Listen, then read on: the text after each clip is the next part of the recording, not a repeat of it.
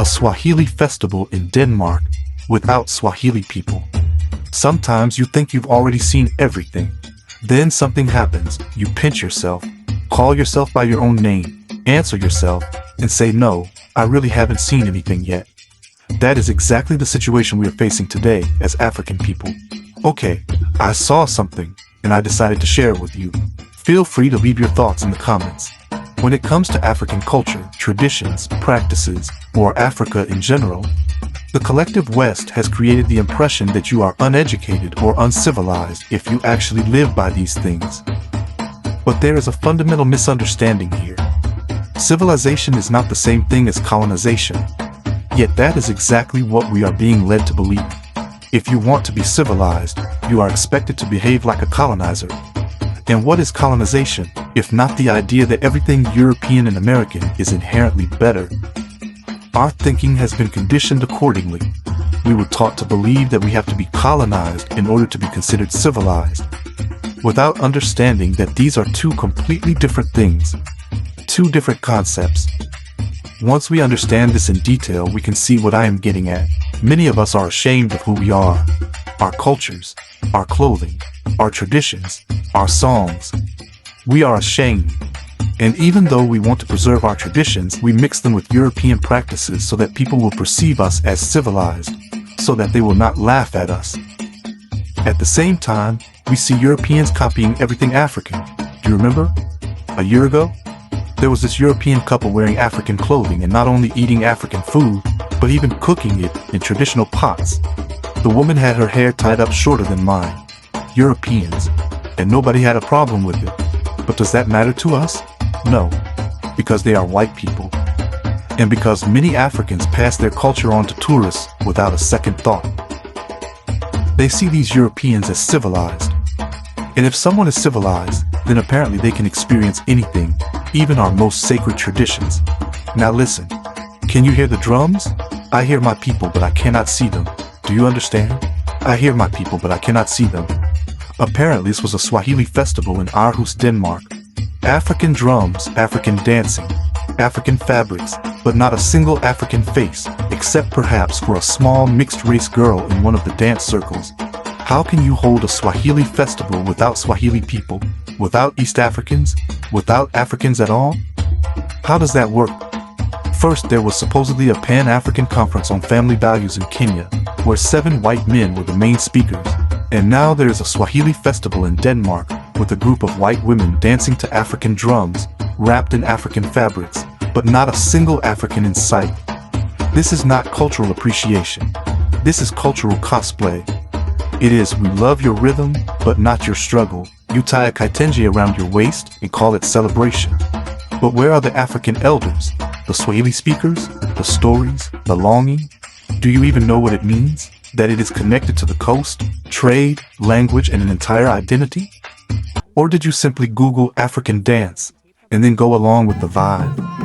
Africa is not a theme, our culture is not a yoga class, our traditions are not costumes for your weekend entertainment. The irony is that Africans are constantly told to adapt, integrate, and tone themselves down. But when you appropriate our culture, you call it artistic. When we live it, it is too ethnic. This is not about controlling access. It is about context. If you want to celebrate us, then include us. That is all we are asking. Respect us. And stop pretending that African culture has value if Africans do not even have the right to define it. If you are going to organize a Swahili festival, then put Swahili culture at the center, or call it what it really is, a European drum circle dressed up in African costumes, period. You act as though you can be us without us, but you cannot be us. No matter how hard you try, we are who we are and you are who you are. What a joke. Everything is being taken from us, our traditions, our culture, our countries, and many people see nothing wrong with it, just as some people saw nothing wrong when white Europeans presented themselves as Africans. Do you remember the Pan-African Conference? Look at the speakers on the screen. 7 white men, no Africans.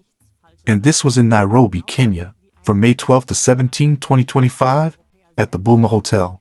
They came with their families, brought 25,000 white people, and called it economic growth. And supposedly other African countries are jealous of Kenya. But if we are being honest, these people are serious about us. They are not playing games. Look at the conference. They are talking about Pan-Africanism, but there are no Africans to be seen. What does Pan-Africanism have to do with all these white people? Why are they representing it? For them it is integration. And then we say, we don't see race. But when the problems come, suddenly we look at who is actually still standing on our side. I just hope this moment does not come too late, before we realize that a silent war is being waged against our African identity. I warned you. Many of these developments are connected to issues of race. That is why we talk about racial purity, about marrying within our own culture. But many people say love doesn't see skin color. Love is blind. Yes, and that very blindness is destroying us. But many people do not want to understand it. Instead, they say, Abigail is racist. She doesn't like other races. That is the comfort we give ourselves. I only hope that one day we will not bitterly regret all of this. Stay vigilant. Be careful. I will leave you with these thoughts. Leave your opinion in the comments, Your Majesties. Yes, I am white. Yes, I have green eyes. But no, I am not European. I am African. And to all white South Africans, especially the Boers, stop clinging to the West. Your future does not lie there. It has not existed there for 400 years. Those who left Africa in 1949 to escape the continent died when they left. Their children are no longer African. They are Americans. Their culture is dead. Their identity is lost. You do not preserve a culture by running away from it. You preserve it by developing it. If you truly care about Africa, about your blood, about your identity, about your children, then your future is in African unity.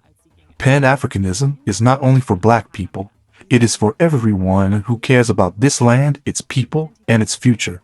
The next war is already here. The war of ideas. The war over our resources. The war over the direction Africa will take. It is time to stop being settlers. It is time to be African.